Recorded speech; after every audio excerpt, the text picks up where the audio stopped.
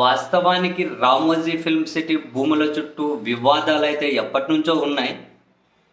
But ఆ వివాదాలకు సంబంధించి మనుషులు ఎవరైతే ఉంటారో వాళ్ళు యాజమాన్యంతో కొట్లాడేంత సీన్ లేదు.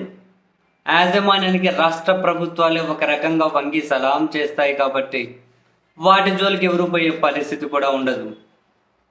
బట్ ఆ వివాదం అయితే రెగ్యులర్ ఇంటర్వెల్స్లో కనిపిస్తూ ఉంటుంది. మా భూములు ఆక్రమించారు, మా భూములు లేకపోనివ్వకుండా ప్రహరీ గోడలు కట్టారు, గేట్లు వేసేసారు అని చెప్పి రకరకాలుగా. ఈవెన్ ఈరోజు కూడా ఒక 577 కుటుంబాలకు సంబంధించిన వాళ్ళు రంగారెడ్డి కలెక్టరేట్ ముందు నిరసన దీక్షకు కూర్చున్నారు. సిపిఎం పార్టీ కూడా వాళ్ళకు మద్దతు ఇచ్చుకుంటూ అక్కడే బ్యానర్లు కట్టుకొని కూర్చున్నారు.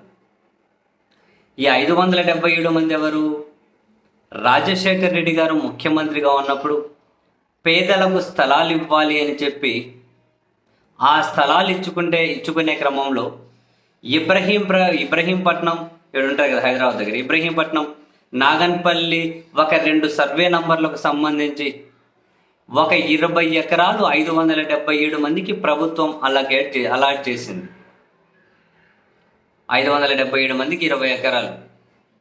అయితే దానిని రామోజీ ఫిల్మ్ సిటీ యాజమాన్యం ఆక్రమించిందని చుట్టూ ప్రహరీ గోడలు కట్టేసి గేట్లు వేసేసి మా భూముల్లోకి మమ్మల్ని రానియడం లేదు అని వాళ్ళు కూడా ఎప్పటి నుంచో నిరసన వ్యక్తం చేస్తున్నారు. అధికారులకు రిప్రజెంటేషన్ ఇస్తున్నారు. ఏది ముందడుగు పోలేరు.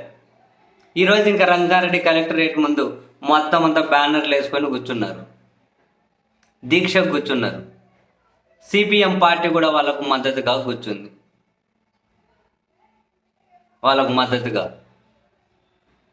మరి ఆ వివాదాలు ఏంటో, పోనీ వాళ్ళు చిన్నోళ్ళు ఎక్కువ న్యాయస్థానాలకు వెళ్ళి దీని మీద ఫైట్ చేయగలిగే అంత అయితే వాళ్ళకు ఉండదు కదా. దీనికైతే అంత ఉండదు.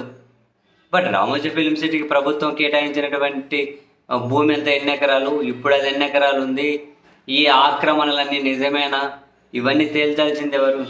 ప్రభుత్వాలు అసలు అక్కడికి వెళ్ళి ఏమంటారు మీటర్ అన్నా పెడతారా? పెట్టరు కదా. అంతే.